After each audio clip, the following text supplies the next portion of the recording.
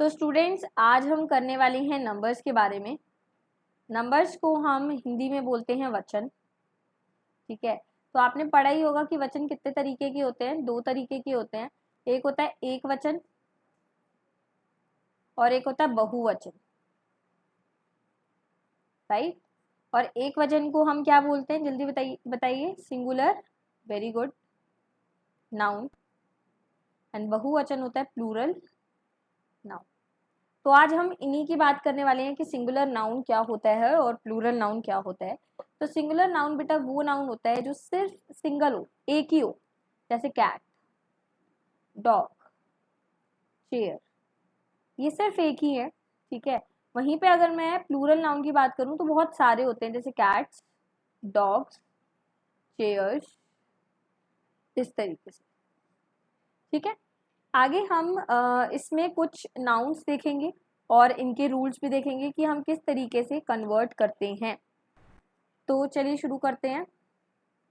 Rule 1 कहता है बेटा कि कुछ नाउन ऐसी होती हैं जिसमें एस जुड़कर, यानी कि एंड में एस जुड़कर वो उसको प्लूरल बन जाता है। ठीक है, फॉर एग्जाम्पल मैं देती हूँ, जैसे हमारे पास है बी, तो बी को मैं सिर्फ एस लगा दूंगी और ये बन जाएगा इसका प्लूरल। ठीक है, और अगर आप देखना चाहें, मैंने लिखा कैट, तो कैट क्या होगा, कैट। मैंने लिखा चेयर, तो चेयर का हमने चेयर एस लगा के, चेयर्स लगा के इसको बना दिया प्लूरल।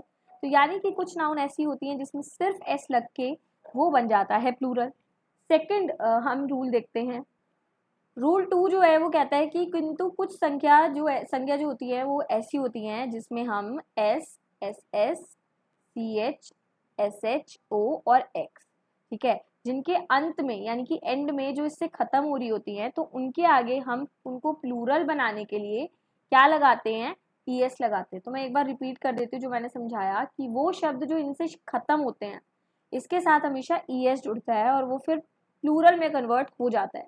जैसे मैंने लिखा बेंच, ठीक है, तो यहाँ देखो सी एच है, एंड में सी एच आ रहा है, तो इसका अगर प्लूरल बनाना होगा ना मुझे, तो बेंच के आगे ई एस जोड़ना पड़ेगा, बेंचेस। ठीक है, अगर मैंने लिखा बस, एस आ रहा है, तो इसमें हम कैसे लिखेंगे, तो बसेस, समझ आ रहा है, ई एस जुड़ेगा।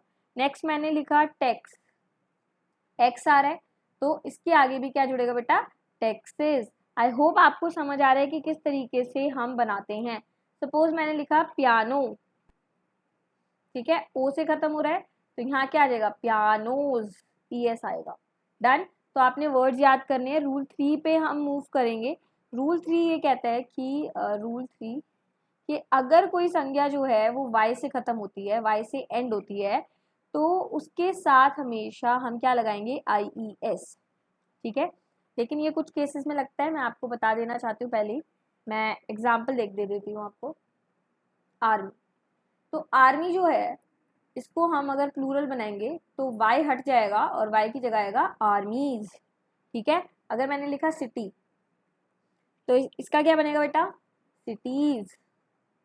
ठीक है, तो इस तरीके से होता है। अगर मैंने लिखा फ्लाई, तो वाई आ रहा है, वाई हटाओ, आई ई एस जोड़ दो, फ्लाइज। तो ये 3 रूल हो गए हैं। आई होप आपको ये समझ आ रहा होगा। नेक्स्ट हम बढ़ जाते हैं रूल नंबर 4 पे, और आपने ये कॉपी में भी लिखने हैं सबने। तो बेटा रूल नंबर 4 कहता है कि अगर एंड में एफ है या एफ ई है एंड में, तो ये दोनों हट जाएंगे। ठीक है, और इसको हटा के हम लगाएंगे वी ई एस, ये लगाएंगे। तो मैं आपको कुछ रूल दिखा देती हूँ। For example I just road, मैंने लिखा काफ, तो एफ तो भैया आ रहा है तो इसको हटा दो, और जो इसका प्लूरल बनेगा वो क्या बनेगा, काफ, यानी कि वी ई एस जुड़ जाएगा। आपने बहुत फेमस वर्ड सुना होगा नाइफ, नाइफ मतलब चाकू, तो वी एफ ई है, तो के एन आई और एफ ई हट के यहाँ आएगा वी ई एस, नाइव्स। ठीक है, इसी तरीके से वाइफ होता है तो वाइफ क्या हो जाएगा, वाइव्स। ठीक है, तो ये इसका वाइफ का प्लूरल वाइव्स होता है। तो आपने ये हमेशा याद रखना है कि किसको हटा के क्या बनता है। आगे हम बढ़ जाते हैं। आगे कह रहा है कि अगर कोई ऐसे वर्ड्स है, ठीक है, जिनके एंड में हम बोल सकते हैं कि कुछ ऐसे भी वर्ड्स होते हैं जो सिंपल होते हैं, रूल 5 हम मान लेते हैं इसको, जिसके एंड में आर ई एन जुड़ता है, ठीक है, और वो प्लूरल बन जाता है, और जिसके एंड में ई एन जुड़ता है वो प्लूरल बन जाता है।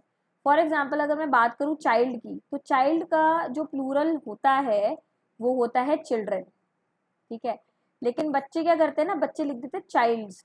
बेटा ये प्लूरल नहीं है, आपको समझना पड़ेगा कि चाइल्ड का प्लूरल होता है चिल्ड्रन, ठीक है।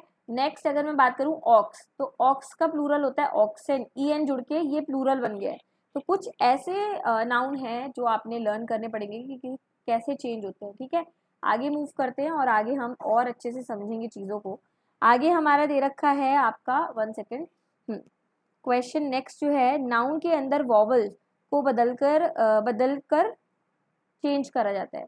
तो मैं आपको बताती हूँ, जैसे वॉवल्स होते हैं, वॉवल्स आपको पता है क्या होते हैं, जल्दी बताइए। ए ई आई ओ यू, जो हमने ए और एन में पढ़े थे, राइट।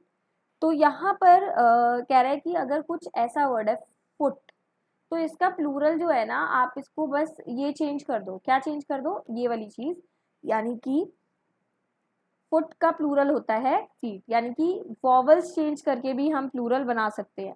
जैसे मैंने लिखा टूथ, तो टूथ मतलब एक दांत, लेकिन ये डबल ओ हटेगा और यहाँ पर आएगा टीथ, ठीक है। इसका मतलब होता है बहुत सारे दांत। अब MAN ये मैन होता है, और मैन में से अगर मैं ए हटा दूं, ठीक है, और यहाँ पर लगा दूं ई, तो इसका मतलब होता है बहुत सारे आदमी, ठीक है।